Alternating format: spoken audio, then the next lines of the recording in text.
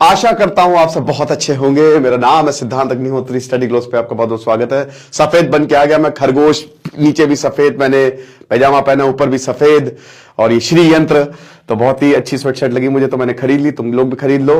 तो अब ऐसा है कि यहां पे हम बात करेंगे पाकिस्तान की। देखो, सबसे पहले तो चैनल को सब्सक्राइब करो, एम करते हैं 4000 लाइक्स को, और कोशिश करेंगे कि जल्दी से जल्दी हमारे 2 मिलियन जो है वो पूरे हो जाएं। आपके ऊपर है सब कुछ।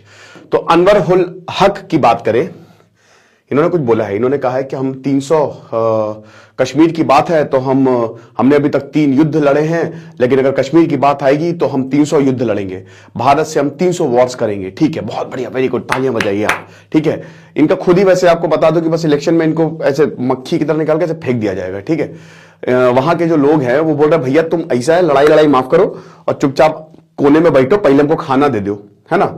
कश्मीर में एक बहुत बड़ा तबका, मैक्सिमम, नहीं चाहता है भारत से युद्ध हो। अगर आप अभी रेफरेंडम करवा लेना तो मैक्सिमम लोग ये बोलेंगे कि भैया भारत से दोबारा मिल जाओ।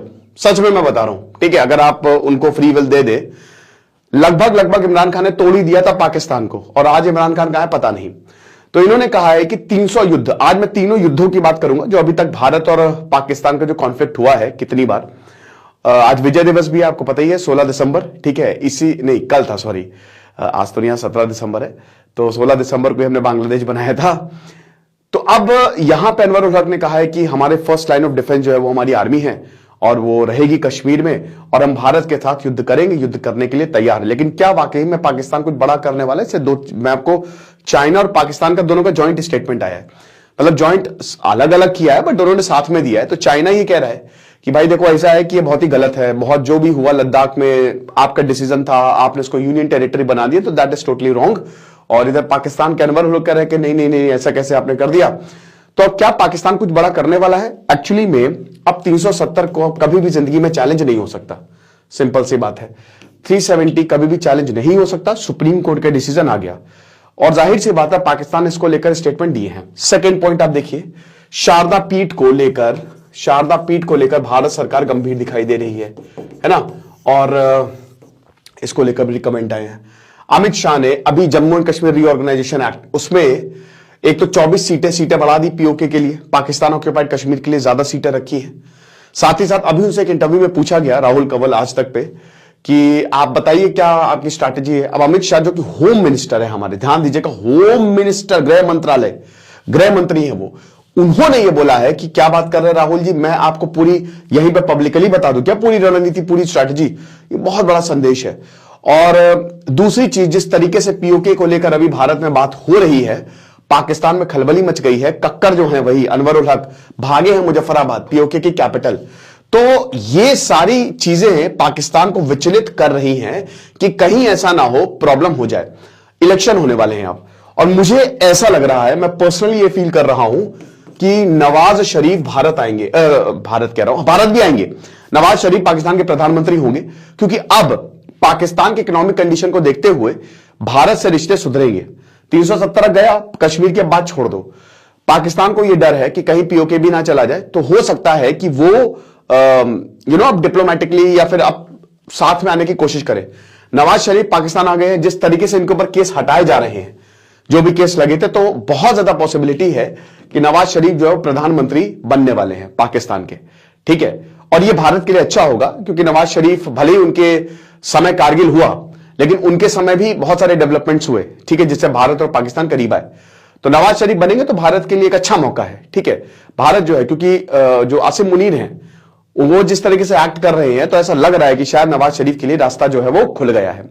अब जहां तक रही 300 वॉर्स की, और क्या पाकिस्तान कुछ बड़ा करने वाला है, देखिए ऐसा कुछ नहीं है। मैं आपको बता रहा हूं, पहले जम्मू एंड कश्मीर का स्टेटस आप समझ लीजिए कि 370 खत्म, अभी दिसंबर आ गया है, जम्मू कश्मीर में पैर रखने की जगह नहीं है, सारे होटल फुल चल रहे हैं, अब तो बर्फबारी भी हो गई है, गजब का टूरिज्म वहां पे इस बार आया है। ठीक है, रेगुलेटेड टूरिज्म की हालांकि जरूरत है, इन्वेस्टमेंट बहुत ज्यादा किए गए हैं, बहुत सारे इन्वेस्टमेंट, मॉल्स भी खुल रहे हैं काफी ज्यादा, ठीक है, इन्वेस्टमेंट भी हो रहे हैं, एम्प्लॉयमेंट में भी काम चल रहा है। हालांकि वहां पे दिक्कतें हैं।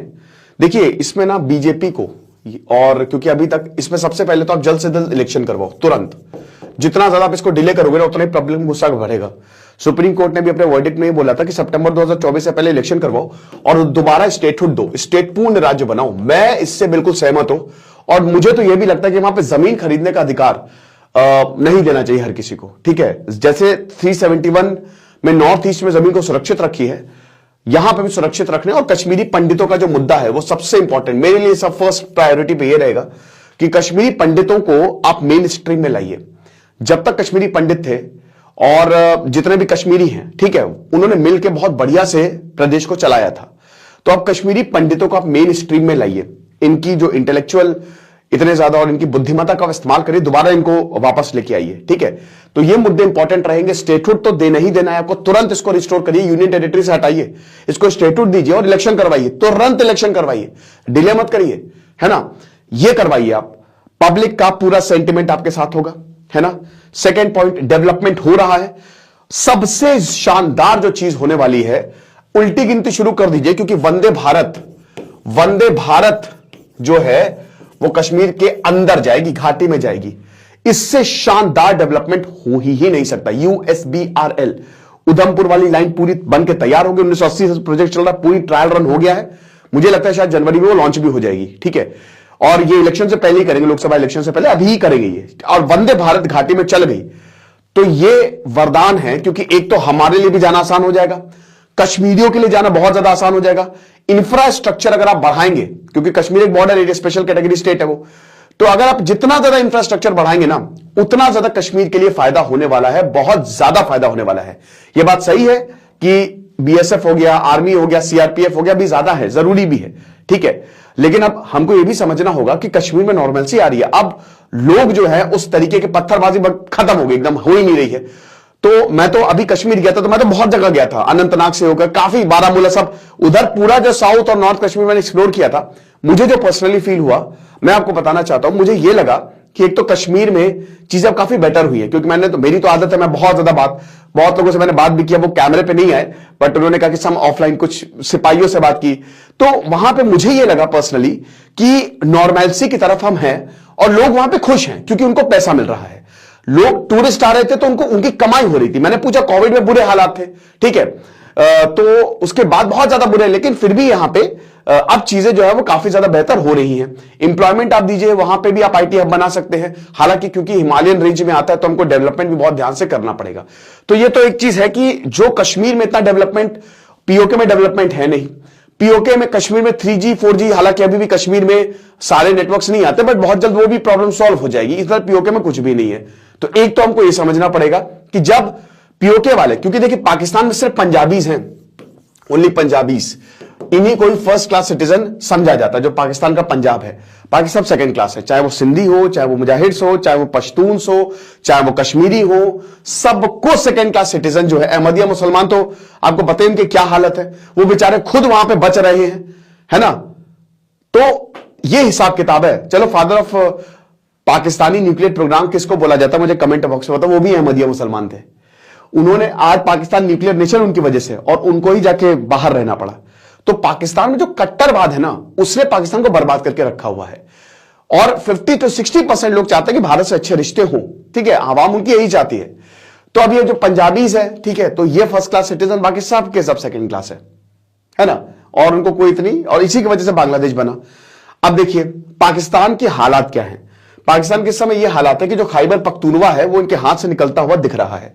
अभी आपको 2 दिन पहले पता है कि पाकिस्तान के खैबर पख्तूनवा में आर्मी बेस पर अटैक हुआ। एक नया इनका तहरीके जिहाद, ये एक तहरीके तालिबान से हट के एक नया ही, और जिहाद ये बहुत डेंजरस है। ये लोग तो सुसाइड बॉम्बर्स हैं, ये मरने ही आते हैं। फिर अभी कल अटैक हुआ है पाकिस्तान में। सिंध में बुरी हालत है। कराची जो है, कराची को मुंबई ऑफ पाकिस्तान बोला जाता है, बट आपको पता है कराची, इतनी बुरी हालत है कराची में कि स्ट्रीट क्राइम्स इतने ज्यादा है, अनएम्प्लॉयमेंट इतना ज्यादा है कि बहुत बुरी हालत है वहां पे, ठीक है। बलूचिस्तान में हम सबको पता है हालात क्या है, उधर बलूच लिबरेशन आर्मी। तो भाई पाकिस्तान को खुद भी नहीं पता, 4 हिस्सों में टूट जाएगा। अगले 10 सालों में पाकिस्तान के हालात बहुत बुरे होने वाले हैं। अगर वहां पे वो डेमोक्रेसी, प्रॉपर डेमोक्रेसी नहीं लेके आए, तो मान के चलिए कि लोग उठ के खड़े होंगे। इमरान खान सही उसको कैश इन कर नहीं पाए। इमरान खान का ये प्रॉब्लम थी ना कि वो 4 महीने रेस्ट करते थे और फिर एक रैली कर देते थे। ऐसे नहीं होता है। अगर वो अन्ना हजारे की तरह या महात्मा गांधी की तरह अगर वो सड़कों पे आ जाते, ठीक है, और प्रॉपर रैली कर देते तो बुरी, क्योंकि पहली बार ऐसा हुआ कि जो आवाम है वो उठ खड़ी हुई थी आर्मी के खिलाफ, लेकिन वो सब चला गया। और अगर इमरान खान को आज जेल में डालते ना, देखिए आज जेल में इमरान खान, पता नहीं उनकी पार्टी कहां गई, तहरीक इंसाफ गायब हो गई सबके सब, ठीक है, यूं आई यूं गई। क्यों? क्योंकि उन्होंने आर्मी के खिलाफ, लेकिन अगर वो इस ज्वाला को जलाए रखते तो लोग भी फिर उनके सपोर्ट में आ जाते और फिर वो शायद उनको जेल से छोड़ना भी पड़ता, बट वो कहीं ना कहीं उसको नहीं कर पाए। अब बात आ जाओ वॉर पे। देखो वॉर अगर पाकिस्तान की बात करें तो 300 वॉर क्या, पाकिस्तान की हालत है ही नहीं कि एक भी वॉर वो झेल पाए। जितनी वॉर लड़ी है, देखो पाकिस्तान भारत से निकला है, क्यों नहीं समझता। वो एक राज्य होता, अगर पाकिस्तान नहीं होता तो भारत का एक स्टेट होता, ठीक है। उनकी आर्मी लिमिटेड है, उनके रिसोर्सेज लिमिटेड है, वो नहीं अफोर्ड कर सकते। और 1947 में भी हमने उनको बिल्कुल पीछे ढकेल दिया, ठीक है। ये तो यूनाइटेड नेशंस में मामला चला गया, बट वरना तो हो जाता। हालांकि अब इसमें भी काफी दो पक्ष हैं, क्योंकि उस समय आर्मी ने भी यही बोला था कि अब जितना चाहिए था हमको मिल गया है। सरदार वल्लभ भाई, खैर इस पर अभी हम नहीं जाते हैं, बट यहां पे ये बात है। उसके बाद वो हम जीते पूरी तरीके से, पीछे घेरते घेरते हमारे पास, हमने हरा दिया वहां पे कि ये हमारे। उसके बाद फिर 1965 का वॉर हुआ, उसमें भी हारा पाकिस्तान। अब ये कहते हैं, वैसे तो आपको बोलेंगे ड्रॉ, लेकिन ड्रॉ नहीं था, भारत का बहुत अपर हैंड था। भारतीय सेना जो है लाहौर तक घुस गई थी, ठीक है। सॉरी, ठीक है। तो भारतीय सेना जो लाहौर तक घुस गई थी, बच गए थे, वरना पूरा लाहौर ही हमारा हो जाता। तो ऐसा हिसाब किताब था। खाली 70 किलोमीटर दूर थे हम लाहौर से 1965 के वॉर से। और उस समय देखिए Kashmiri they are very intelligent. कश्मीरियों को क्या समझते हैं हम हमेशा भारत का साथ देते हैं, हमेशा भारत, प्रॉपर भारतीय है वो। 370 ने तो एक उनको भावना दे दी, लेकिन अगर वो नहीं होता ना 370, तो जैसे बाकी राज्य है वैसे वो भी होता, तो दे आर वेरी इंटेलिजेंट। भाई शेख अब्दुल्ला ने एक बहुत बड़ी फोर्स तैयार की थी। राजा हरि सिंह के जनरल, उन्होंने बोला था कि आपके ही सेना में बहुत लोग विद्रोह कर देंगे, ठीक है। तब जाके शेख अब्दुल्ला ने पूरी एक बहुत बड़ी फोर्स, और वो लड़े थे पाकिस्तानियों से। भाई 1948 में जब पाकिस्तानी आए कबायली के रूप में, तो उन्होंने बारामुल्ला में 3 दिन वो लूट खसोट की, वो आज तक कोई भूला नहीं है। आप समझ रहे हो। 1965 में भी इनको लगा कि कश्मीर रिवोल्ट कर दो, इनको लगा कि कश्मीरी हमारा साथ देंगे। पाकिस्तानियों को हमेशा लगता है, ठीक है, कि वहां पे चिंगारी भड़का दो, बट ऐसा हुआ ही नहीं। वहां पे तो कश्मीरियों ने भारत को बोला कि भैया ये यहां से अटैक कर रहे हैं। और यही सेम चीज हुई आपकी 1999 में, और 1971 में तो हम सबको पता ही है क्या हुआ। तो बात इतनी सी है ना, ये होने वाला नहीं है। तो जो बात बोली जा रही है अभी, और जो भी मन में दूसरों के ख्याल है कि पाकिस्तान कुछ, ऐसा कुछ नहीं है, सब गीदड़ भपकियां है।